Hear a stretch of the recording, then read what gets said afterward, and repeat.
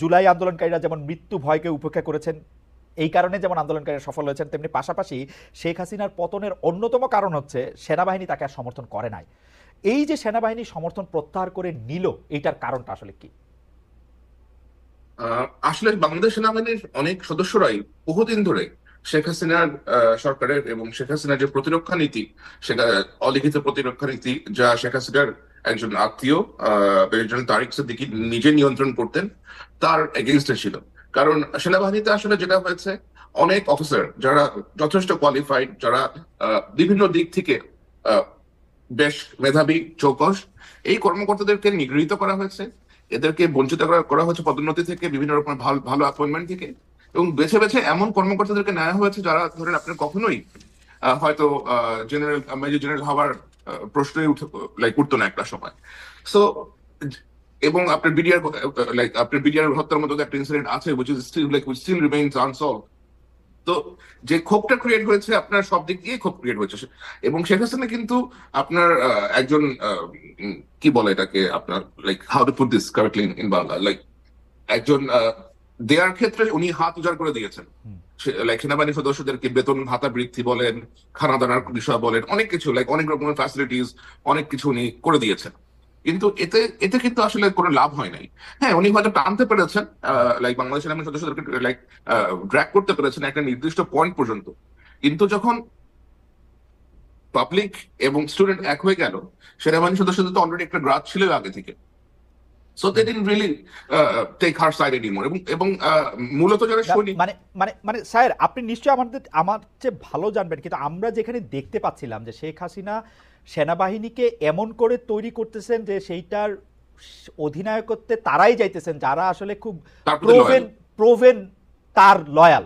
মানে একদমই, মানে আওয়ামী লীগের মধ্যে অনেকে নৌকা মার্কা না করতে পারেন, সেনাবাহিনীর মধ্যে বেশিরভাগ লোকই নৌকা মার্কা করতে হইতো যারা অধিনায়কত্বে যাইতেছেন তাদের। অবশ্যই, তো অবশ্যই। তো তো সেই জায়গা থেকে তারা এটা কিভাবে ভাবলেন? আপনি বিডিআর কথা বলতেছিলেন, কিন্তু বিডিআর তো 2009, এটা তো 2024, মানে 15 বছরে তো উপরের দিকে লিডারশিপে অনেক পরিবর্তন হয়েছে, মানে বেশিরভাগ জনকে আসলে বাদও দেওয়া হয়েছে অনেক গুরুত্বপূর্ণ জনদের। অনেক অনেক পরিবর্তন হয়েছে, কিন্তু ওই জিনিসটা স্টিল রিমেইনস আনসলভড। ওটার কিন্তু এখন একটা অমীমাংসিত বিষয়। ওটার মূল পারপেট্রেটার্স কারা সেটা এখনো চিহ্নিত করা হয় নাই বলেই সাধারণ, প্রায় সর্বস্তরের সামরিক বাহিনীর সদস্যরা মনে করেন। এবং যে ধরনের অফিসারদেরকে আপনার প্রমোশন দেওয়া হয়েছে তাদের লয়ালিটির জন্য, এদের বেশিরভাগেরই আপনার ওরকম যোগ্যতা নাই এবং ওরকম মেধা নাই।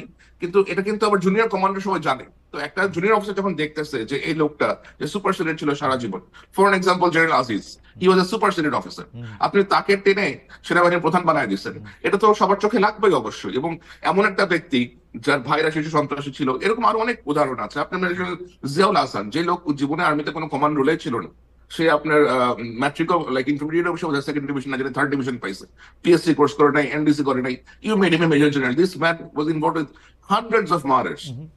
তো এরকম কাজকর্ম যখন আপনি করবেন, এটা তো একটা সুশৃঙ্খল বাহিনী। এরা তো আপনি যত যাই কিছু বলেন, এই বাহিনীর মধ্যে তো একটা ডিসিপ্লিন আছে, কাজ তো করতেছেই। তারা দেখতেছে যে এই সমস্ত নটোরিয়াস এলিমেন্টকে তারা গিয়ে ড্র্যাগ করে করে প্রমোট করতেছে, এবং যারাই জেনারেল তারেক সিদ্দিকীর সাথে ঘনিষ্ঠ, যারাই জেনারেল তারেক সিদ্দিকীর ওয়াইফের সাথে ঘনিষ্ঠ, তারাই জাস্ট গিয়ে প্রমোশন পাচ্ছে, অন্যরা আর প্রমোশন পাচ্ছে না। মানুষের তো ক্ষোভ অবশ্যই অবশ্যই সৃষ্টি হবে।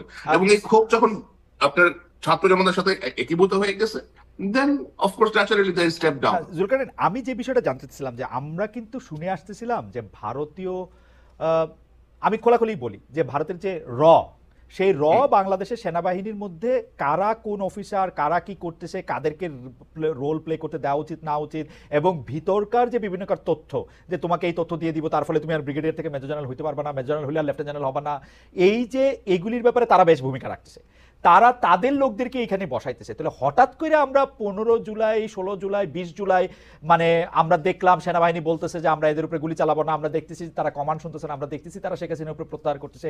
এটা কেমনে হইলো? তাহলে কি ভারতীয় বাহিনী কি আর তাদের উপরে প্রভাব সৃষ্টি করতে পারে নাই, বা তাদের বসানো লোকগুলি কি হঠাৎ করে নিষ্ক্রিয় হয়ে গেল সব? না, এখন বাংলাদেশ সেনাবাহিনীর সদস্য সংখ্যা কত? 2,40,000 প্লাস হবে খুব সম্ভবত, আর একটু বেশি হবে। এখন কতজনকে নিউট্রালাইজ করছে? হয়তো গিয়ে 50টা কর্নেল সাহেবকে নিউট্রালাইজ করছে, 30টা ব্রিগেডিয়ারকে নিউট্রালাইজ করছে, 100টা মেজরকে নিউট্রালাইজ করছে। কতজন হবে? 500 জন কর্মকর্তা, 1000 জন কর্মকর্তা হবে। Right. 1000 জন এগেইনস্ট আপনার 2,40,000 ইজ আর্মি তো চেইন অফ কমান্ডে চলে, তাই না? মানে Chain of command এ চললেও র আমরা এরকম শুনছি, র রিপোর্ট না দিলে কেউ ব্রিগেডিয়ারই হইতে পারে না, কর্নেল পর্যন্ত হ্যাঁ। আসসালামু আলাইকুম, ওই লেফটেন্যান্ট জন্য কর্নেল আপনাকে পর্যন্ত একটু আসসালামু আগে আলাইকুম। বললাম যে অফিসার যার প্রমোশনই হওয়ার কথা না, যে সুপারসিডেড, যে আপনার ওমেনাইজিং করে আসছে সারা জীবন, তাকে আপনি বানাই দিচ্ছেন জেনারেল সাহেব। তো ওই এখন তো মেজর সাহেব তো জানে যে এটা একটা ওমেনাইজার, এটা একটা চরিত্রহীন একটা লম্পট। আমি তোর কমান্ড মানবো না এখন, কারণ আমার আশেপাশের লোকজন আছে, like I will follow what the public are saying. Okay, কারণ তারা আমার কাছে তারা 20 জুলাই একটা বেশ বড় লেটার পাঠিয়েছিল ফর প্রেস রিলিজ। আমি জানি না লাইক আমি দেখছি এটা, রাইট। তো ওইখানে তারা বেশি স্পষ্ট করেই কিন্তু তাদের বিষয়গুলো উল্লেখ করে দিয়েছিল যে তারা কেন এই সরকারের আদেশ আর তারা মানবে না। ওকে, আচ্ছা, তাহলে আপনার কাছ থেকে আমরা আপনার টুইটে এবং আপনার রিপোর্টে আপনাকে আমরা দেখেছি যে এটাই আসলে বলতে, যে সেনাবাহিনীর আসলে যারা মিডল এবং যারা আরেকটু জুনিয়র কর্মকর্তা তারাই আসলে এই চাপটা সৃষ্টি করেছিল মূল কমান্ডের উপর, সেটা আপনার লেখাতে এবং এটাতে দেখা গেছে।